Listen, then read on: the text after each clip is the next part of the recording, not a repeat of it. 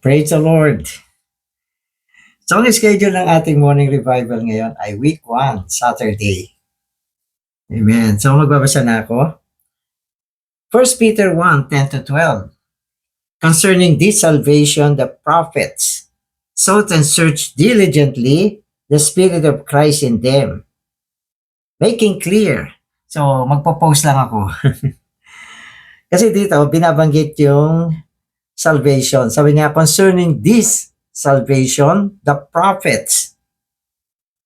So, ang mga propeta ditong binabanggit ay mga propeta sa Old Testament. Pero this salvation, ito yung kaligtasan na binabanggit naman sa bagong tipan. Ito yung kaligtasan na para sa atin ngayon. Tapos sabi dito, sought and search diligently. Sinaliksik nila ang tungkol sa kaligtasan na ito. Tapos sinasabi rito, the Spirit of Christ in them. So mapapansin ninyo, Old Testament prophet, pero binabanggit yung Spirit of Christ in them.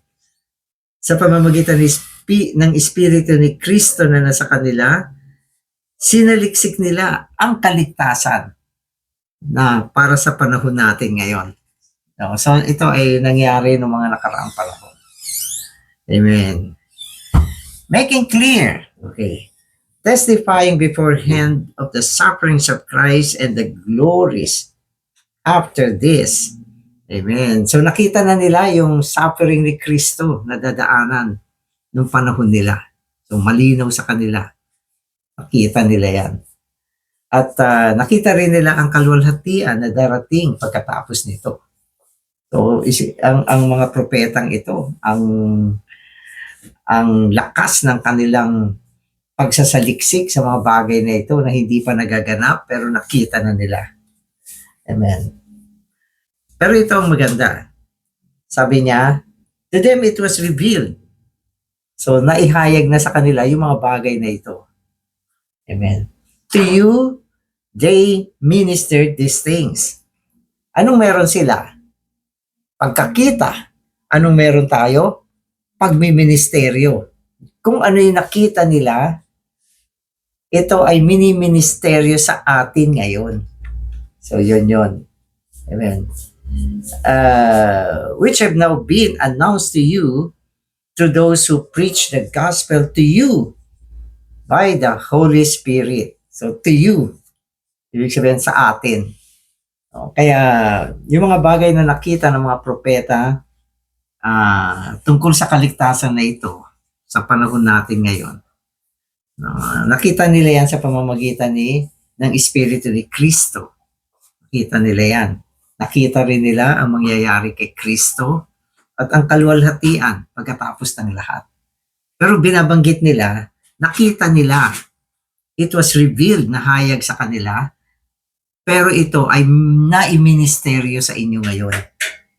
Kaya tayo ang object ng mga blessing na nakita nila noong panahon na yon. Kaya ito ay naisulat sa aklat ni Pedro. Ngayon dito sa mga babasahin natin, makikita natin ang mga iba't ibang panig. Iba't ibang panig tungkol sa ekonomiya ng Diyos. Sa iba't ibang panig. So, pakinggan ninyo. In 2 Peter 3:16, Peter speaks of these things. In his 2 epistles, Peter covered the entire economy of God from eternity past before the foundation of the world to the new heavens and new earth in eternity future. He unveiled the crucial things related to God's economy, concerning which things the prophets prophesied and the apostles preach from 4 sides. Amen. So, sinasabi dito, itong dalawang liham ni Pedro, binabanggit yung salitang these things, itong bagay na ito. Ito yung ekonomiya ng Diyos na nagpapaloob sa kumpletong kaligtasan sa mga believers. So sabi niya, these things. At ang pagtalakay ni Pedro sa buong ekonomiya ng Diyos ay umaabot mula sa nagdaang walang hanggan. No, mula sa nagdaang walang hanggang patungo sa darating na walang hanggan. So ganyan na kalawak ang pagtatalakay ni Pedro tungkol sa ekonomiya ng Diyos. Kaya tingnan natin sa detalyadong pananaw. No, sa detalyadong pananaw, binabanggit sa atin ang mga iba't ibang pananaw sa iba't ibang bahagi. Amen. So yung una, from the side of the triune God. Ito sa panig ng Tres Unong Diyos. So ganito siya. Tres Unong Diyos. God the Father has chosen a people in eternity according to His foreknowledge and called them into His glory. Christ, foreknown by God before the foundation of the world, but manifested in the last times, has redeemed and saved God's chosen people by His vicarious death through His resurrection in life and ascension in power. The Spirit sent from heaven has sanctified and purified those whom Christ has redeemed and saved. So ito naman yung kompletong work ng Tres Unong Diyos. Kaya sinasabi rito, sa panig ng Tres Unong Diyos. Pag sinabi natin Tres Unong Diyos, Ama, Anak, at Espiritu. Okay, so God the Father. So ano ang kanyang bahagi?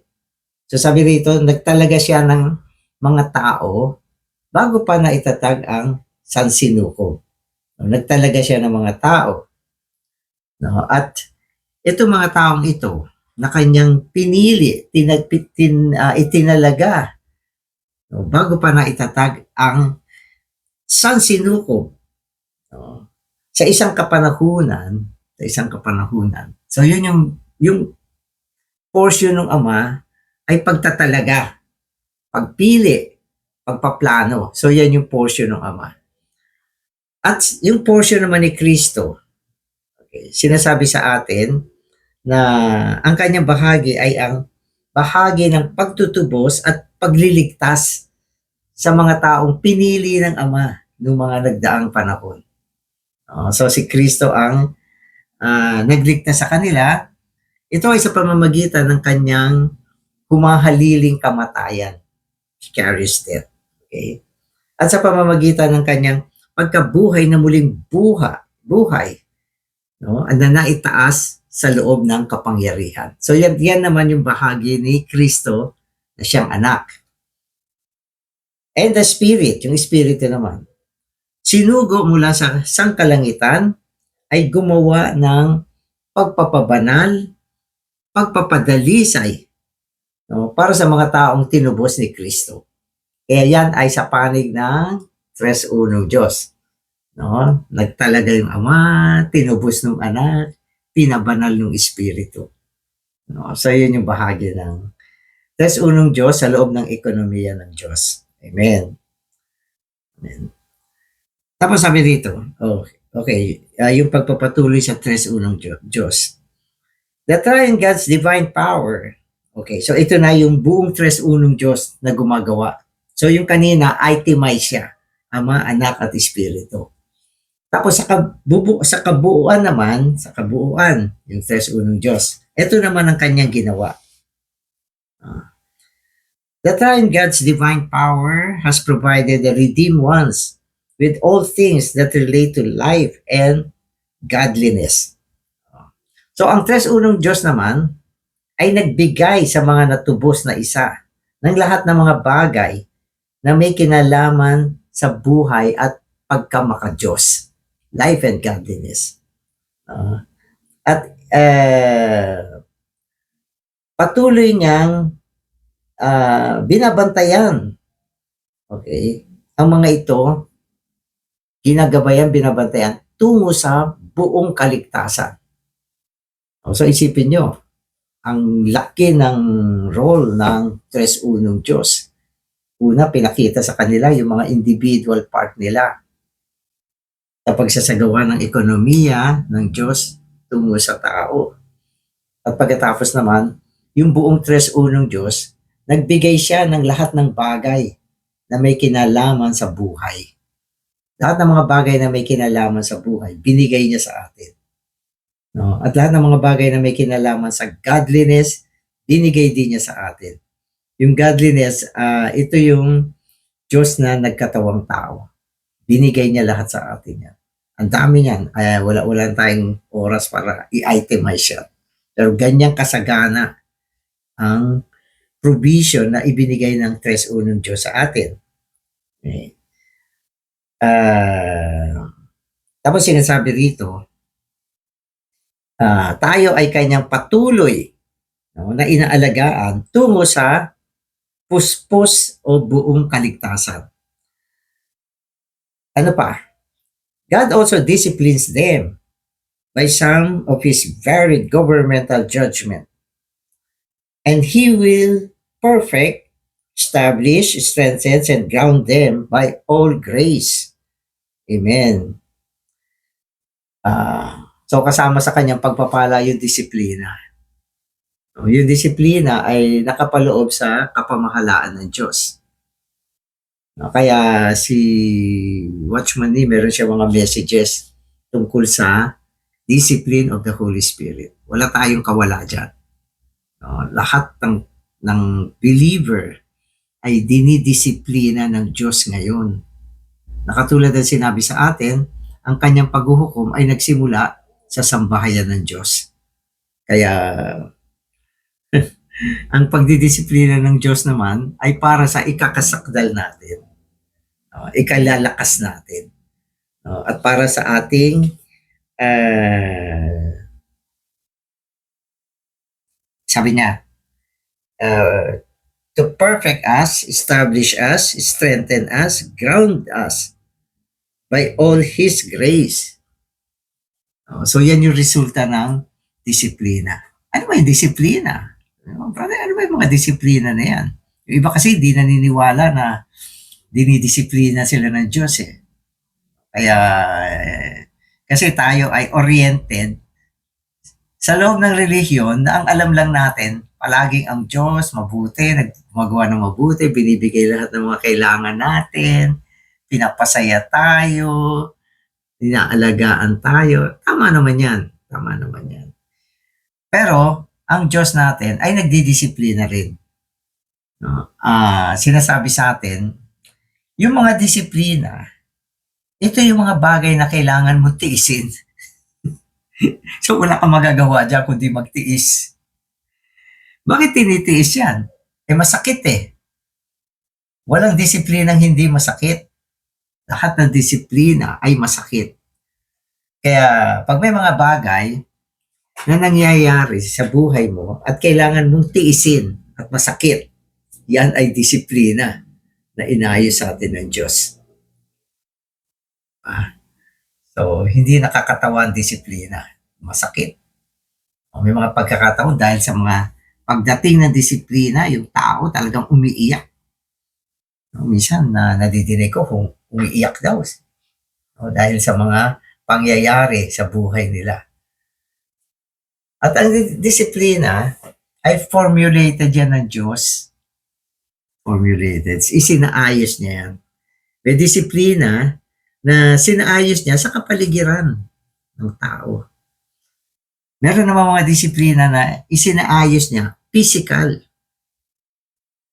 Meron naman mga disiplina na nangyayari sa paligid natin. Mga aksidente at pagkawala ng mga mahalagang bagay sa buhay at mga pagtrato na ayaw natin na nagmumula sa tao. So, hindi mga tsamba yan. Lahat ng yan ay mga disiplina. At mula dyan, ano nangyayari pag nadidisiplina ang tao? Lalo siyang lumalapit sa Diyos. At sa kanyang paglapit sa Diyos, siya ay nakikibahagi ng dibinong kalikasan ng Diyos. So, yun yung resulta ng disiplina at ito ay nagbubunga ng pagpapasakdal, pagpapalakas, at pag-establish, at sinabi niya being grounded. Hindi ko alam ano sa Tagalog yung grounded. So lahat yan ay ginagawa tayong maayos na tao.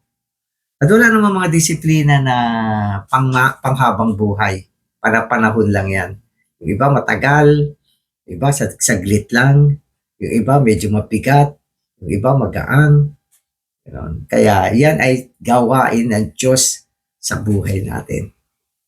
Kaya pag may nangyaring disiplina, pwede naman tayo magtanong sa Panginoon. Panginoon, bakit pa nangyari to? Ano ba yung lesson na nasa likuran nito? Tanungin mo at huwag mo siyang takbuhan. Harapin natin sapagkat yan ay isinaayos ng Diyos para sa atin. Harapin natin. Tiisin natin. At humingi tayo ng biyaya sa Panginoon at magpakababa tayo. Amen. Amen. Ano pa?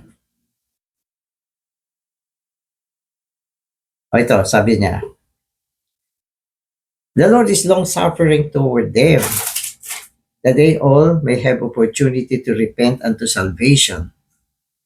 Then Christ will appear in glory with His full salvation for His lovers. So gustong-gusto ko yung salitang long-suffering.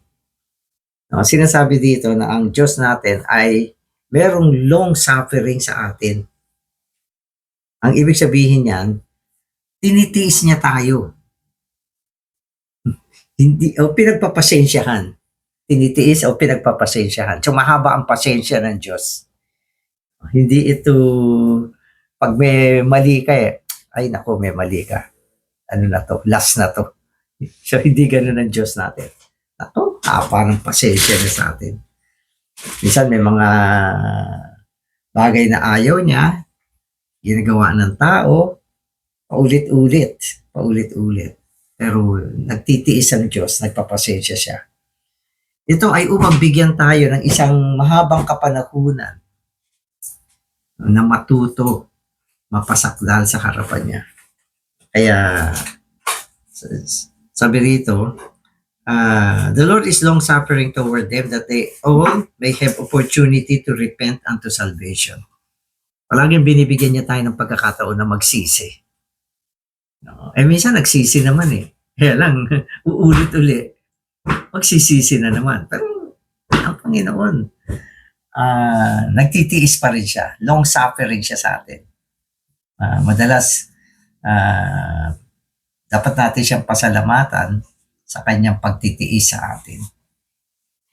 Hindi niyo ba naisip yun? Kailangan natin siyang pasalamatan dito. Panginoon, salamat sa iyong pasensya. Salamat sa iyong pagtitiis.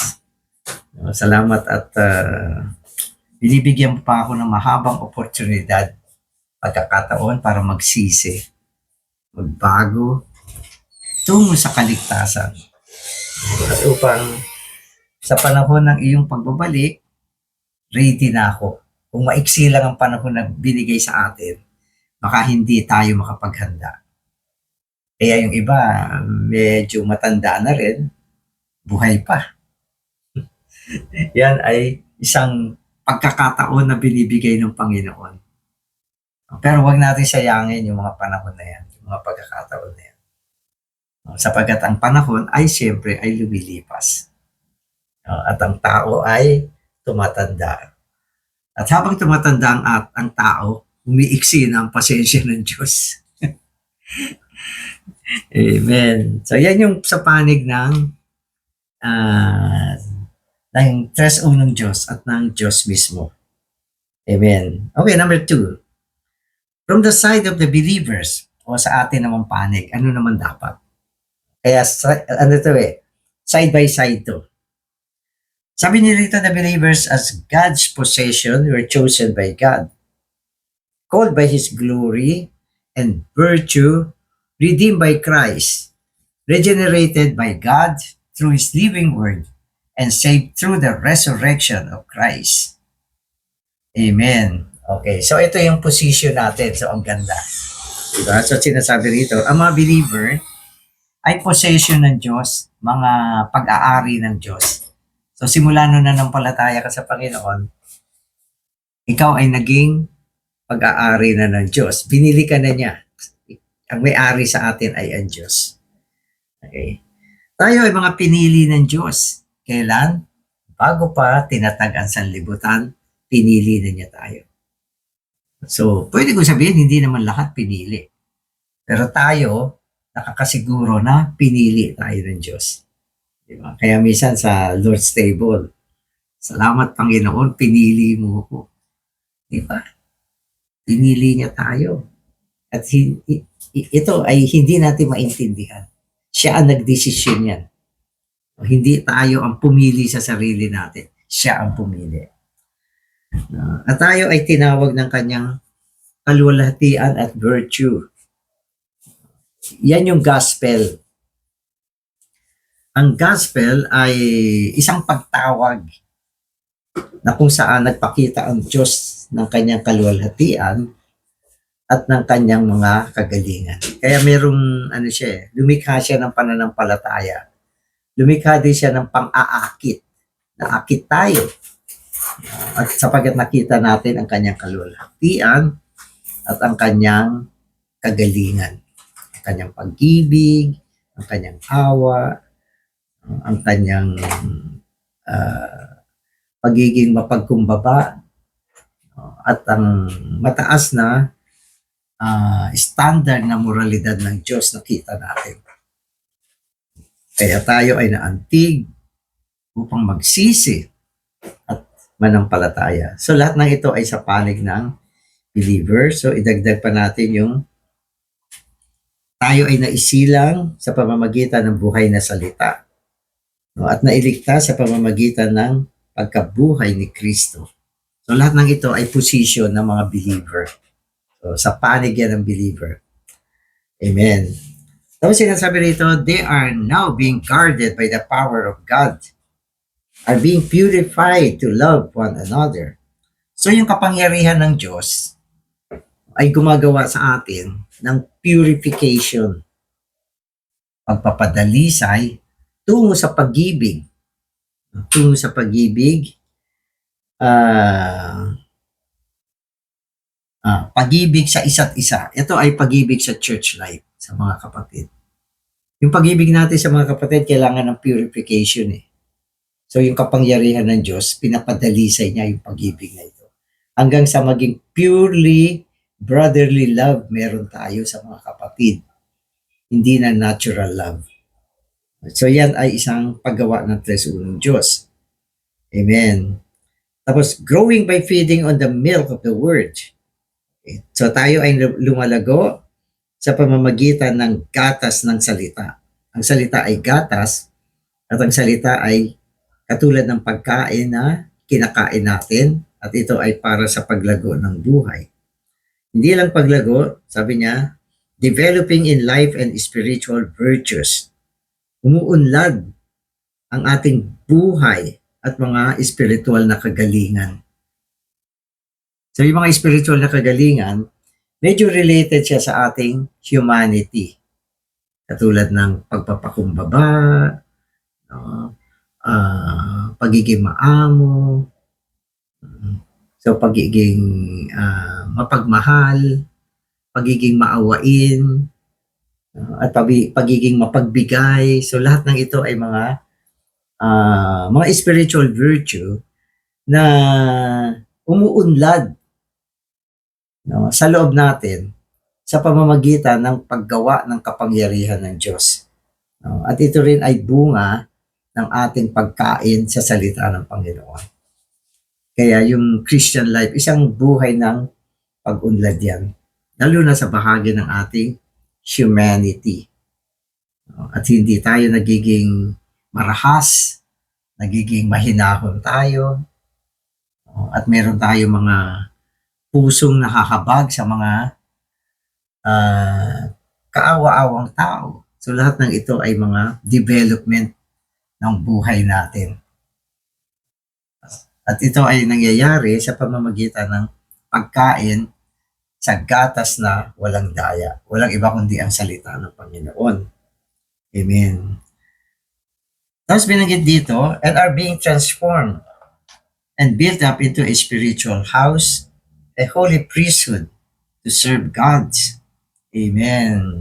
So ito naman ay corporate. Tayo ay na tatransforma tungo sa pagtatayo ng spiritual na tahanan ng Diyos. Yan ay ang eklesiya. Ibig sabihin, yung development natin ay isang kaligtasan mula sa pagiging individualistiko tungo sa corporate na pakikipag-isa sa mga kapatid para sa pagtatayo ng tahanan ng Diyos. At itong tahanan ng Diyos ay tinatawag nating pagkasisardote. At ito naman ay nagbubunga ng paglilingkod natin sa Panginoon. Ang ganda ng development ng isang believer. Kung mapapansin ninyo. Diba? Ito ay isang kumpletong development. Amen. They are God's chosen race, royal priesthood, holy nation, peculiar people, for His private possession to express His virtue. Amen. So, ang gaganda ng mga term na binanggit niya, tayo ay chosen race. Mga piniling lahi. Chosen race. Amen. Tapos sinasabi rito, tayo ay royal priesthood. Hindi lang priesthood, royal. Makahari ang pagka-sacerdote natin. Kasi ang Panginoon na pinanggalingan ng buhay natin ay isang hari. At tayo ay naging isang holy nation. Okay. Peculiar people. Ang peculiar na sinasabi rito, hindi negative. Kundi mga taong kakaiba dito sa mundo. Kakaiba ka. Maganda naman maging kakaiba. Sa positibong paraan. Halimbawa, sa pananamit, ang mga believer ay mas kakaiba. Hindi tayo basta-basta nakikisunod-sunod na lang sa mga uso. Kasi ang sanlibutan ay patungo sa kasamaan. Maging ang pananamit ng tao, wala na sa tamang moralidad, lalo sa mga kababaihan, maging sa mga kalalakihan. Kakaiba ang mga pananamit, mga uso-uso. Kaya hindi tayo basta tinatangay ng alon ng sanlibutan. Kaya naging peculiar tayo. Pati mga style ng pagsasalita, style ng, pwede sabihin natin, ng buhok. At hindi tayo sumusunod sa mga uso-uso. Tattoo dito, tattoo doon.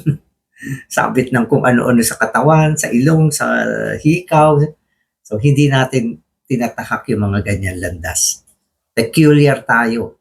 Kakaiba tayo. Sinasabi ng tao, bakit kayo mga believer? Ganyan kayo kasi simple, hindi kayo umasta. Iba sa inyo, may pera naman, may pambili naman ng mga magagarang kung ano-ano. So, hindi natin tinatahak yung mga ganyan landas. Isang simpleng pamumuhay.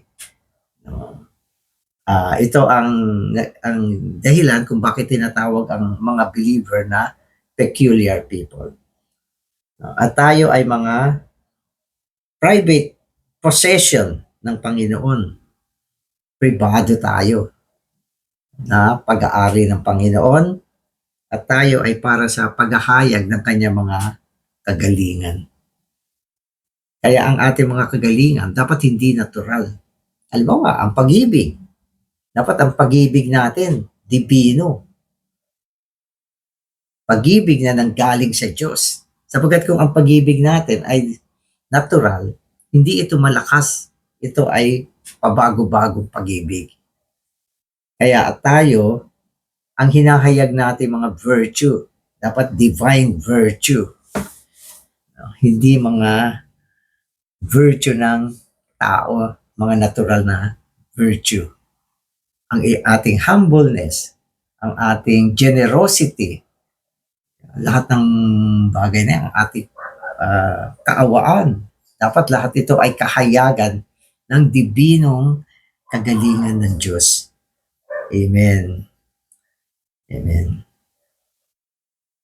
Sabi dito, they are being disciplined by His governmental judgment. So inulit yun. Are living a holy life in an excellent manner and in godliness to glorify Him. Amen. So godliness ang definition niya is God manifested in the flesh. Ang Diyos na naihayag sa laman. At ito ay unang nakita sa Panginoong Hesus. At tayo ang pagpapatuloy ng godliness na sinimula ng Panginoon nung siya ay nabuhay pa sa lupa. Isang pamumuhay ng Diyos taong pamumuhay. Ang Diyos na hinahayag sa pantaong pamumuhay. So yan ngayon ang ating pinaka pattern o huwaran. Isang Diyos taong pamumuhay. Amen. Amen. O ito pa, hindi pa tapos yung sa believers. Are ministering as good stewards of His varied grace for His glorification through Christ, and are expecting and hastening the coming of the Lord in order to be richly supplied with an entrance into the eternal kingdom of the Lord. Amen. So, binanggit naman dito yung isang importanteng paglilingkod natin. Ito ay ang pagiging mabuting tagapaghain, steward. Ang paglilingkod ng isang believer ay isang paglilingkod na nagpapakain, nagsiserve.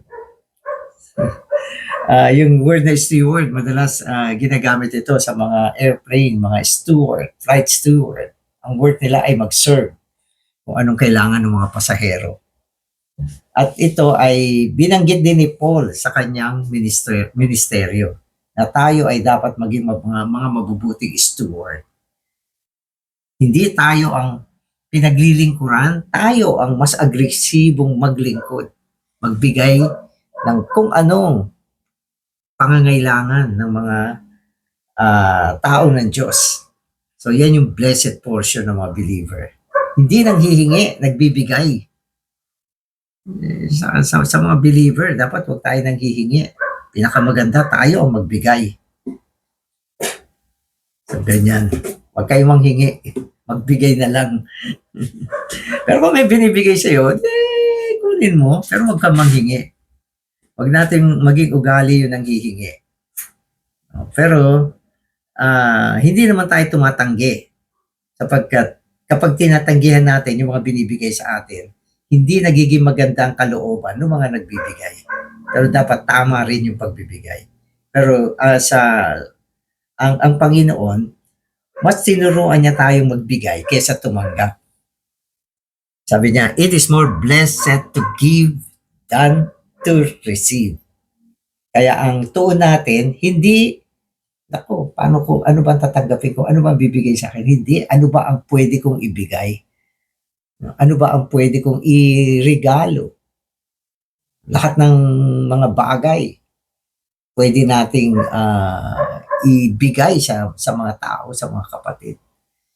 Sapagkat sabi niya,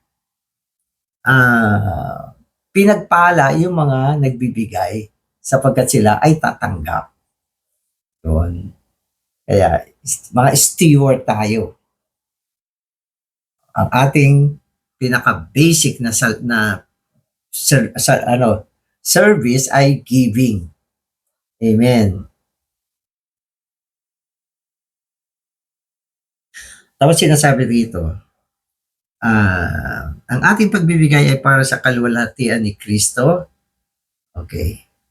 At tayo naman ay umaasa at pinabibilis natin ang pagbabalik ng Panginoon. Kaya ang attitude ng isang believer ay ang hindi lang maghintay sa Panginoon, kundi ang pabilisin ang pagbabalik ng Panginoon. Sabi niya, hastening. Okay.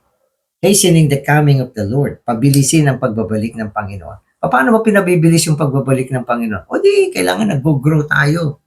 Malago tayo. Kasi ang Panginoon, inaantay lang naman niya na makumpleto yung mga bilang ng mga first fruit, mga lumago, mga naging unang bunga. O di mabilis siya makakabalik.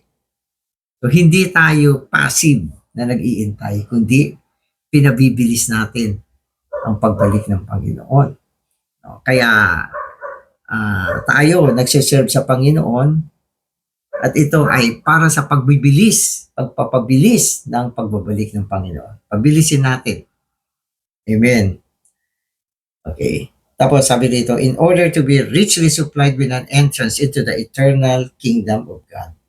Nanawa tayo ay mayamang mabigyan ng isang mayamang pintuan para makapasok sa walang hanggang kaharian ng Diyos. Kaya ang inaasam natin ay ang kaharian at umaasam tayo bilang mga believer na makapasok sa kaharian bilang gantimpala ng na inihanda ng Panginoon para sa atin. So gantimpala ito. Amen. Further, so walang katapusan yung ang haba nun sa believer. They are expecting the new heavens and the new earth in which righteousness dwells in eternity. Amen. So dapat asahan din natin ang pagdating ng isang bagong langit at bagong lupa, na kung saan magkakaroon ng katwiran, na magpakailanman. And they are growing continually in the grace and knowledge of the Lord and Savior Jesus Christ. Kaya yung buhay natin ay isang tuloy-tuloy na paglago sa kaalaman at biyaya ng ating Panginoong Hesukristo. So yan yung side ng believer. So meron pang dalawa rito, maiksi na lang. Pinakamaiksi yung side ni Satanas. Ang iksi lang. Kasi Satanas, ano naman ang kanyang posisyon? From the side of Satan, Satan is the believer's adversary, the devil, who as roaring lion is walking about, seeking someone to devour. Yun lang ang role ni Satanas. Ano siya? Adversary. Kaaway sa loob. Panganib to. Sapagat ang kaaway natin, nasa loob natin. Kailangan alam natin kung paano tuusin ang kaaway na nasa loob natin. So yan ay si Satanas. At sa labas naman natin, siya ay inihambing sa isang umaatungal na lion na naghahanap ng hinahanap niya yung kanyang magiging biktima. Yan. Siya? Hanap siya. Sino ba ang magandang biktima ng leon? Alam niyo ba kung sino? Yung mga mapagmataas. Kapag ang tao ay mapagmataas, yan ang unang-una na nagiging biktima ni Satanas bilang isang roaring lion. Ano pa? Yung mga hindi nabubuhay sa espiritu. Yan ay magiging biktima nitong roaring lion. Yung mga nabubuhay sa kaluluwa, buhay kaluluwa, sila ay magiging biktima nitong roaring lion. Sino pa? Yung mga wala sa church life. Wala sa church life. Sila ay madaling maging biktima ng roaring lion. Sino pa? Yung hindi na nanalangin, magiging mahina, maging biktima nitong roaring lion. Kaya mga kapatid, yan ang paglalarawan kay Satanas. Maiksi lang pero mapanganib. Amen. Ito naman, from the side of the universe, ito, the fallen angels were condemned and are awaiting eternal judgment. The ancient ungodly worldly was destroyed by a flood. The ungodly cities were seduced to ashes. The false teachers and the heretical mockers in the apostasy, and mankind in his evil living will be judged unto destruction. The heavens and the earth will be burnt up, and all the dead men and the demons will be judged.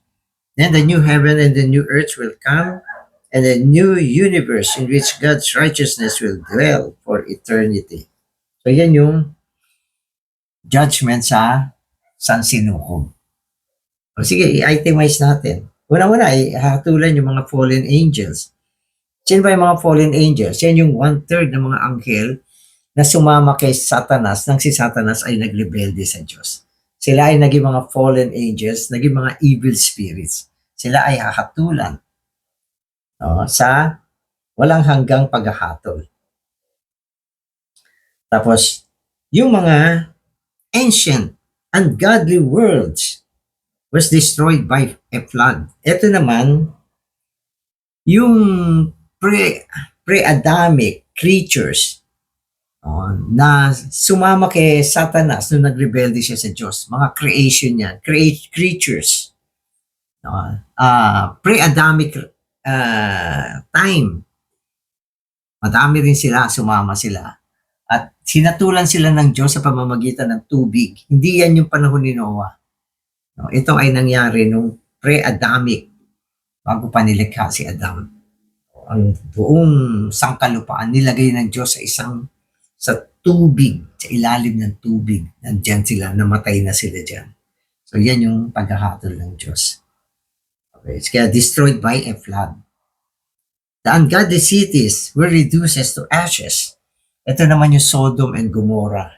Mga makasalanang lungsod na tinupok ng apoy ng panahon ng lumang tipan. Yan yung panahon ni Lot. Amen. False teachers and heretical mockers in the apostasy and mankind. So ito naman yung mga yung mga bulaang propeta, mga nagtuturo ng mga heretikong pagtuturo, nagpapanggap ng mga preacher ng Diyos. Pero ang mga tinuturo ay mga heretiko, hindi ayon sa Biblia, taliwas sa mga katotohanan. Hindi nakakapagligtas sa tao, kundi ang kanilang pagtuturo ay mga pagtuturo na nililigaw ang tao mula sa katotohanan. Na tila baga ginagamit ang Biblia, pero ang pagtuturo naman ay hindi naman talaga tumutugma sa mga katotohanan ng Biblia. So ito ay mga bagay ng apostasya. At itong lahat ng ito ay hahatulan ng Diyos. Tapos, ang lumang langit at ang lumang lupa ay susunugin. Ito yung lumang langit at lumang lupa. At ito ay mangyayari pagkatapos ng millennial kingdom. Tutupukin ito. Kaya walang bagay, kaya sinasabi natin, lahat ng mga physical na bagay ay pansamantala lang sapagkat tutupukin sila. Kasama ang lumang langit at lumang lupa. Tapos sabi niya, yung dead men and the demons will be judged. Kailan naman ito? So ito naman yung mga unbelievers na namatay. Hindi sila sumampalataya sa Panginoon. Sila ay namatay.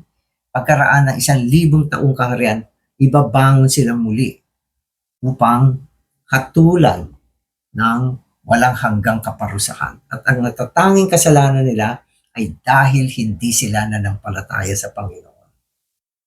At ganun din yung mga demons. Ito naman yung mga disembodied spirit na inilagay sa tubig, namatay yung kanilang katawan, pero yung mga espiritu nila, sila yung mga naging demons sa karagatan. Sila ay hahatulan. So ito mga unbelievers na namatay, mga demons, sila ay haharap sa white throne. Yan, white throne. So yan yung puting trono na hahatulan ng Panginoon. Itong mga ito. At siyempre pagkatapos ng lahat ng paghahatol, lahat ng mga negatibong bagay ay nadala na sa universal trash can. Yan ay ang lake of fire.